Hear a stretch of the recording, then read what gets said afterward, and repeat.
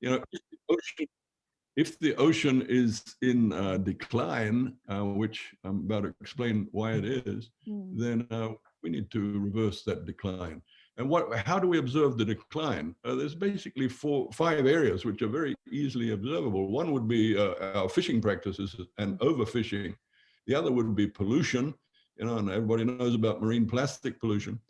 But the other 3 are probably less well known, but they're more pernicious in terms of the ocean's health, which is because of our anthropogenic greenhouse gas emissions that we're pumping into the atmosphere.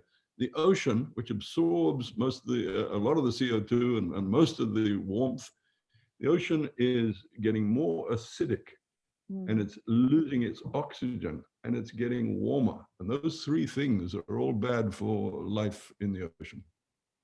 Thanks, Peter. I think a lot of people are, they don't make the connection with climate change and how that's changing the ocean and also impacting the ocean. But you did talk about anthropogenic threats and like fishing and overfishing in a lot of areas. And we know, up to 1 billion people are directly dependent on the ocean for food and food security. And a lot of these people are in developing countries. And so this is also a huge sustainable development challenge.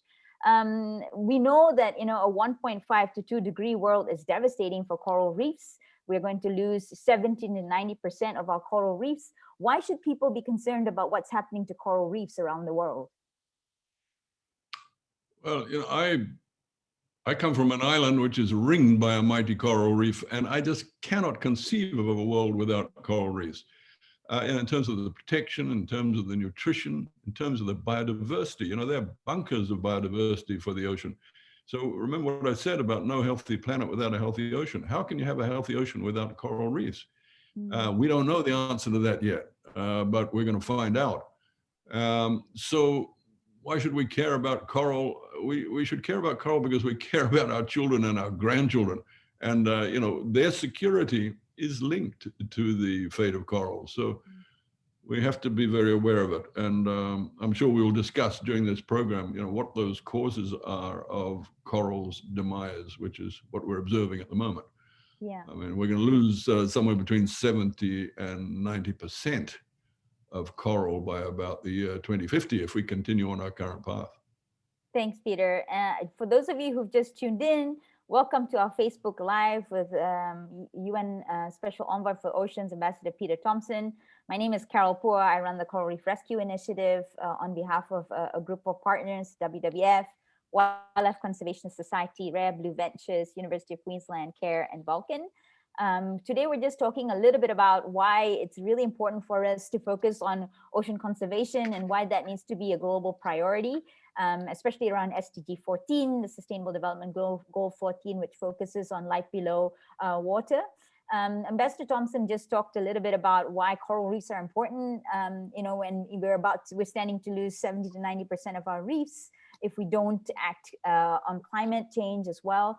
WWF and its partners are focused on the 10 to 30% that will survive in 7 countries, in Tanzania, Madagascar, Philippines, Indonesia, Solomon Islands, Cuba, and Ambassador Thomson's home country, Fiji, as well, which houses the Great Sea Reef, which is a very important reef system, not just for food security of Fijians, but also has a great spiritual value for everyday Fijians as well.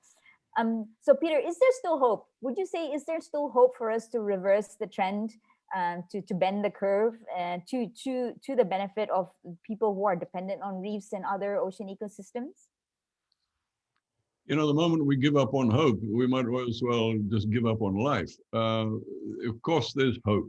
And that's why the member states of the United Nations have given as the theme for the next UN Ocean Conference, which is happening next year in Lisbon, the theme of solutions and partnerships and science. These are all very positive things.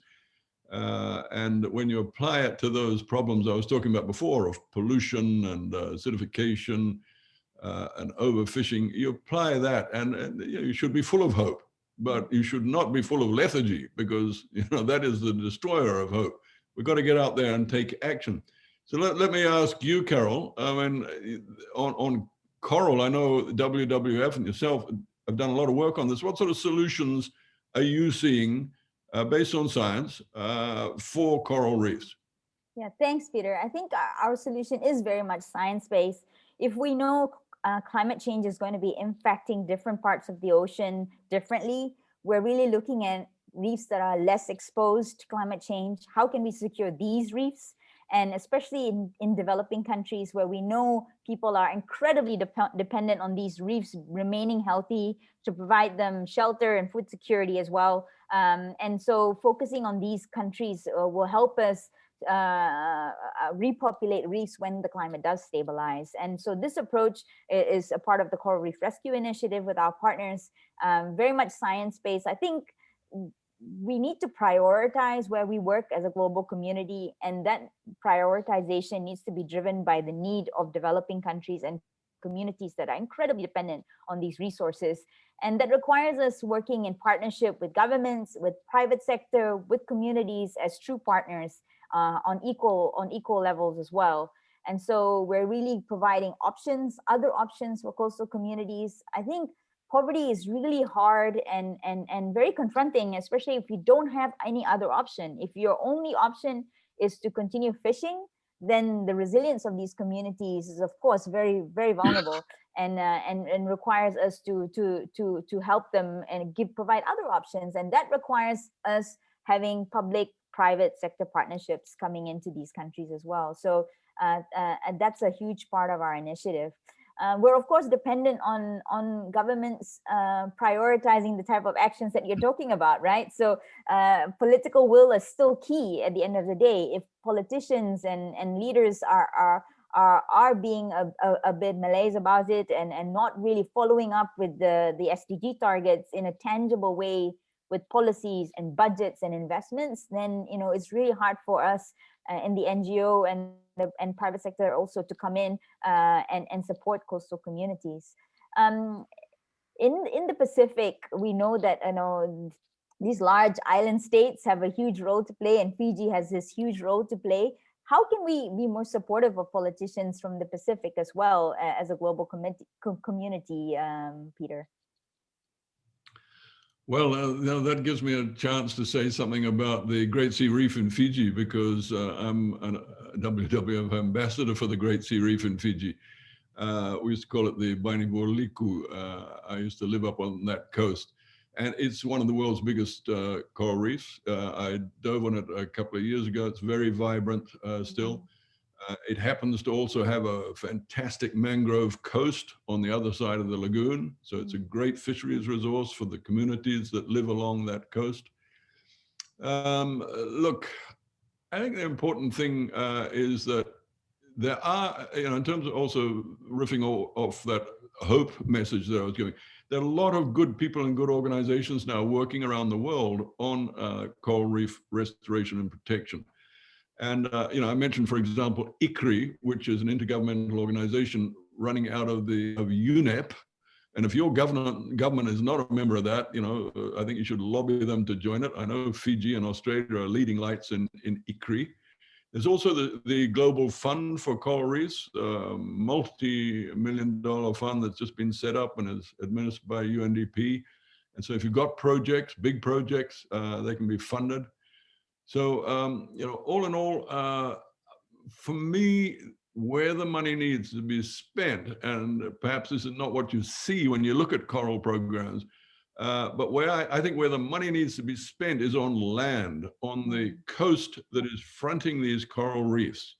A lot of these coasts are pumping chemicals and excess fertilizers and plastic pollution and so on down their rivers and streams. We need to tidy up our act on land.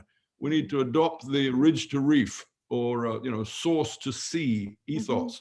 And not only will that help our coral reefs, but it'll also help our seagrasses, which are absolutely essential to combating climate change because of their carbon sequestration properties.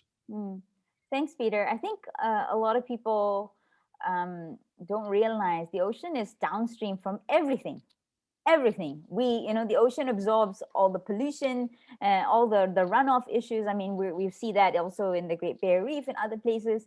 If climate climate change is already putting that kind of pressure on reefs, then reducing the other anthropogenic threats is going to be critical. By anthropogenic threats, I mean, like you mentioned, water quality, addressing the waste issue, flowing into these reefs as well. So that's going to be very critical for us in terms of ensuring that these reefs remain potentially resilient and healthy so that they can provide the services. Before we go on to talk a little bit more about the Oceans Conference that's coming up in Lisbon next year, Peter, I just wanted to give you the opportunity to just talk a little bit about how does SDG 14 work with the other SDGs? I don't think all the SDGs were meant to be dealt with individually. It's really the suite of the SDGs. So how does the SDG 14 sit in relation to the other SDGs? Well, I think you raised a very important point there, and I won't go into each one of the SDGs. There's 17 of them and many targets. But to all listeners, if you're not familiar with the 17 Sustainable Development Goals, you should be. Why do I say that? We have one blueprint for saving humanity's place on this planet, and the blueprint was agreed to in 2015. On the one side, it's the Paris Climate Agreement, and on the other side, it's the what is called the 2030 Sustainable Development Agenda, which has the 17 Sustainable Development Goals embedded in it. They are the action part of the agenda. So in those 17 goals, you've got things like, ending hunger and addressing education, making sure everybody gets a good education, everybody has good sanitation. It's another one, and good water supply, that there's affordable energy for everybody. There are 17 of them. As I say, I won't go into them all, but the ocean is linked to all of them. I mentioned no hunger, for example. There's one of the goals, right? You've got to have a thriving blue foods system going on in the world, whether it's sustainable aquaculture, whether it's propagating more seaweed for human consumption, other non-fed aquaculture like shellfish, for example. It's better management of our wild catch, because at the moment we're overfishing. We have harmful fisheries practices still out there. Those have got to end. So you link all those, which is what SDG 14 is trying to do, better conservation and better sustainable use of the ocean's resources. Link that with the hunger one, and the connection is obvious. And the connection with health, the health SDGs, also obvious, because blue foods are such nutritious foods, and so on. You can go on through the 17 goals. But if you haven't seen them, please do read them, because they're part of the blueprint for your survival and your children's survival on this planet. Yeah. Which is now a good time for us to talk a little bit about Lisbon, Peter. You mentioned it earlier already about the theme for Lisbon coming up. I mean, Portugal has always been a very important ocean country as well. What can people look forward to in Lisbon next year? Right. Well, like all of you, I've been in my bunker for a long time. I'm based here in London at the moment, and I've been in this bunker, but I'm coming out of my bunker in a few days' time. I've got to fly to New York to address the UN General Assembly. We're having a high-level meeting there on the ocean, where all the 193 member states will be briefed by the leaders of all the various UN agencies on the state of their responsibilities on the ocean, whether it's fisheries or whether it's pollution, or whether it's the development of the sustainable blue economy. So it'll be a very interesting day in New York. And then the week after that, I have to be in Lisbon for a ministerial conference there. But for me, of course, most importantly, sitting down and talking about arrangements for the UN Ocean Conference next year, which is being held in Lisbon. So that's why I say I'm out of my bunker. That's good news for me, because obviously I was very frustrated when the UN Ocean Conference had to be postponed, because it was to have been held pretty much a year ago, and we had to postpone it because of the COVID pandemic. So at the moment, we're with conditions all allow, and touch wood, we're on the right track now with the pandemic. We'll be holding the conference, towards the middle of next year. Thanks. what's going to be achieved at it. You know, the first UN Ocean Conference was really the explosion of awareness of the ocean's problems. I think the second UN Ocean Conference, you know, member states in their wisdom have called, as I said before, for solutions, science-based solutions, partnerships. So I think that's what they're going to see, just a ramping up of ocean action based on science-based solutions. Thanks, Peter. If you've just joined us, welcome to WWS Facebook Live with the UN team. My name is Carol Phua. I'm the Global Coral Reef Rescue Initiative leader. And today I have with me Ambassador Peter Thomson, who is the UN Special Envoy for the ocean. And we're talking about why ocean conservation and action around ocean should be a global priority. And I think a lot of us have spent a lot of time on the coast. If you're fortunate enough to go on holiday along the coast before the pandemic has hit, you would know that it's an important place for coastal communities and for tourism and other livelihood sources as well. And you've touched a little bit about COVID as well and the pandemic and how that's impacting us as well. I mean, there will be a new normal for all of us beyond this year. We know that there was a paper that I was a part of that talked about how COVID has impacted marine protected and conserved areas. We know a lot of the coastal communities have lost their livelihoods, Peter, and this is going to be a huge challenge in terms of rebuilding those sustainable livelihoods in a coastal area. But resilience building is a very important part of working with communities, and I'm sure with the SDGs as well, you know, that much more systems approach, thinking about how can we support communities in building resilience and providing alternatives and options beyond what the traditional options are for fishing, for example, or agriculture. So how much of that really depends on innovation and technology, Peter, do you think? What is the role of innovation and technology in helping us support sustainable development goals? Yeah, well, Carol, to be honest, I guess the very name innovation means that I don't know yet because somebody's going to innovate it. I've got a few innovative ideas I want to put in front of people. But look, I think the main thing is, in terms of what you've just said there, that because of the impact of the pandemic, I think people have realized, wow, we cannot continue with this one-way linear exploitation of finite planetary resources. You know, we chop down all the forests. Where the disease is going to go, they're going to go into us, right? And we've proved that with this pandemic. And if we carry on with our current course, you know, we're going towards a world of over 3 degrees by the end of this century. That's within the life of my granddaughters.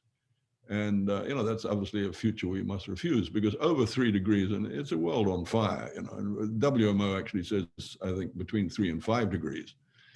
So, you know, and coral is gone at 1.5 degrees. So this is just unacceptable. So absolute transformation, not just of our thinking, but of our actions and our consumption patterns, our production patterns. This is what we have to go through.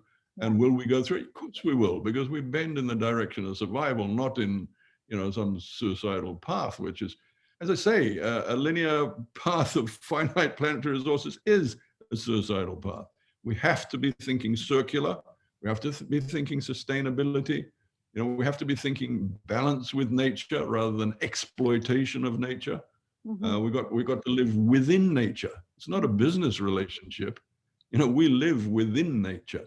And we have to start thinking like that again, rather than thinking we're some kind of superhuman, you know, entity that can go on without it. Yeah. So yeah, I think the times are changing. I think young people are realizing they don't want that for their future, and governments will respond to the people eventually.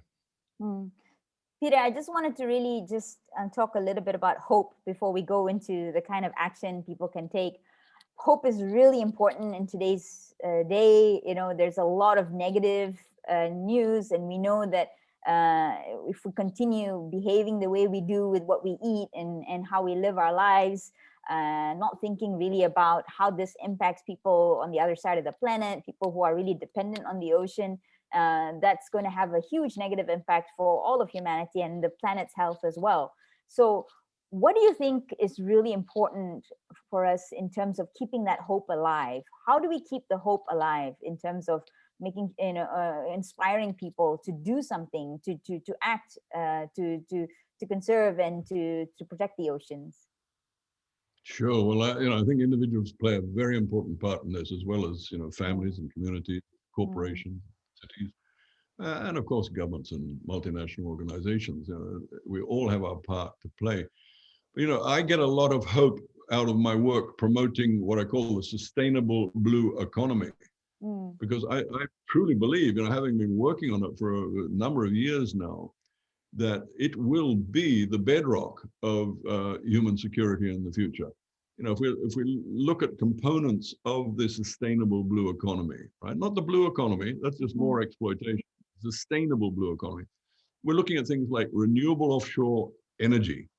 There's enough energy out there to power the world, 20 times over. If you take tidal currents, if you take wind offshore energy, if you take currents, etc. Anybody who's put their toe in the water at the ocean can feel that kinetic energy, right? So energy, easy. That's sustainable blue economy. We just have to turn the climate finance needle in the direction of that, and that's our power needs met. Then we get into food, and for good quality nutrition, the ocean offers so much, that non-fed aquaculture that I was talking about, eating more seaweed, algae-based foods, feeding aquaculture fish with algae. The sustainable aquaculture has huge ability to feed places where it currently is present in very small numbers. For example, the African continent. Just a vast opportunity there for the development of sustainable aquaculture. Then, you look into things like greening of shipping. We're on the cusp of a revolution in powering the global shipping fleet. At the moment, the global shipping fleet burns the dirtiest kind of fuel, which is bunker, which is the low end of the oil industry. And we've got to get away from that. We've got alternatives, which are in development. We're on the cusp of changing. So greening of shipping is another good one. I could go on, but the ocean just has so much to offer if we think of the sustainable blue economy. Great, thank you, Peter. So we always say when we want to engage with the public and empower individuals, there you want to inspire them. And I think the global community has been hugely inspired by a lot of the nature documentaries that have been out there. And there is a great awareness. And now, we're hoping that they feel activated to do something. And we want to mobilize people to actually make a difference in how the ocean is going to be healthier and recover. So there's 3 things that we're asking people to do, Peter. I'm quite excited to just simplify what needs to be done. You and I have been talking about this as well. So we're asking people to do the 3 A's. First is to adopt a low carbon footprint lifestyle and diet. If you don't need it, don't eat it, is what I say. It's very simple. If you can ride your bike, and that's always, and take public transport. So adopting a low carbon footprint lifestyle benefits the planet and the ocean. Secondly, Peter, we were talking about amplifying the voice of the ocean. And here you also talked about the UN conferences being a very important role, and really speaking on behalf of communities that really depend on the ocean. And there's a couple of links there from the WWF team that's going to be shared about the UN conference and Ghost Gear, stopping Ghost Gear as well. And finally, Peter, maybe you can speak to this about advocate for a healthier ocean.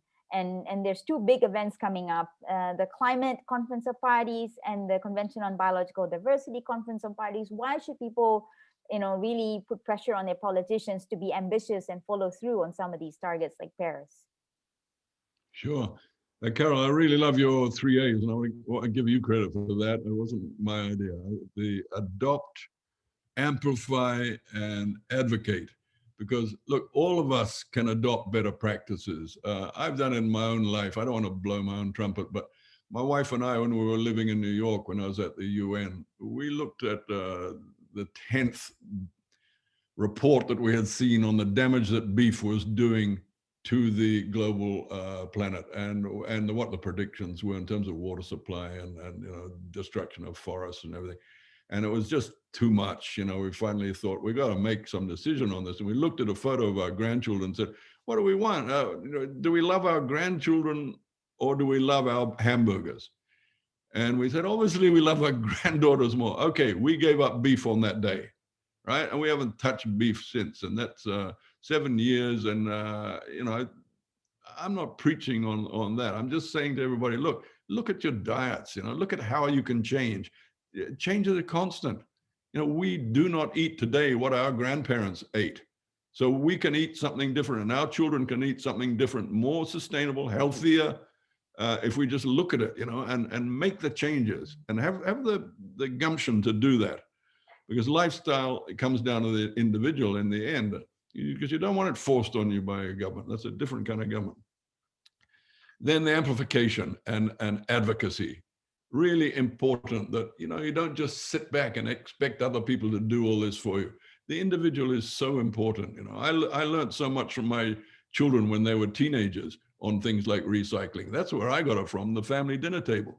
So you have big influence in your communities, in your schools, at your business places, and exercise that influence is what I would say. When we get up to the international level where I've been working, again, advocacy is really important. There are so many serious issues going on in the world. It's easy for the ocean to just slip off the table, but we're going to make sure that never happens again. And when you've got really important conferences coming up, like the CBD conference in China in October, and then the climate conference happening in Glasgow in November. These are world-changing conferences. And we're going to make sure that the ocean, the sustainable blue economy, and the solutions that the ocean can provide are front and center at those conferences. Thank you, Peter. So we really encourage you to really think about how do you then adopt a lower carbon footprint lifestyle, thinking about how do you amplify the voice of the oceans and those who are or dependent on the oceans, and also think about how do we then advocate for a more ambitious target around the protection of the ocean and climate challenge as well. So we really want to thank you for joining us on this Facebook Live. My name is Carol Phua. I run the Coral Reef Rescue Initiative. Check out our website, coralreefrescueinitiative.org. I also want to thank Ambassador Peter Thomson for joining us today for Facebook Live, and check out the UN.org website and the SDG 14 website as well. And final words, Peter, before we log off. Thanks, Carol. No, it's been a pleasure talking to you from one side of the world to the other today, and I hope our listeners got something out of it. Final word I'd leave with them is that old adage, act as if what you do makes a difference, because it does. It absolutely does. And thank you very much, Facebook, for joining us. So I would say, as they do in Fiji, Vinaka Vakalevu, terima kasih, and have a lovely evening. Thanks, everyone. Vinaka. Vinaka. So I've stopped the live stream now. Peter, that was not too painful, I hope. No, that was a good one. We'll do it again sometime, Carol. Oh, I thought it was fun. I went a little bit off script there, but I hope you didn't mind. We had half an hour to fill, Cool. Yeah. Can you, will that somehow get onto the UN Ocean Conference website? It will, and I'm happy for us to do a series of this, maybe focusing we'll talk to the WWF team. If we can have, another conversation, if need be, towards the Oceans Conference, closer to the Oceans Conference, where we can bring in different action items as well. But let's see what our teams think, how we did. We think we did all right. We don't know. No, we did great. Whatever our teams think, we did great. Yeah, I mean, maybe we should do something on the shoulder of Glasgow. Oh, I'd love to do something on the shoulder of Glasgow. I would love to. Yeah. I'll talk to the teams about it. I think something really focusing on oceans and nature-based solutions leading up to Glasgow would be great. And then really focusing on what that advocacy ask is for the public. We could do that. Okay, good. Good luck. Have I a gotta go. Peter. I got an insane day. I know, but you had a good start. You Yeah, I can't had a go good start. wrong. You can't go wrong now. You got it. See you, Peter. God bless. Thank See you. ya. Bye.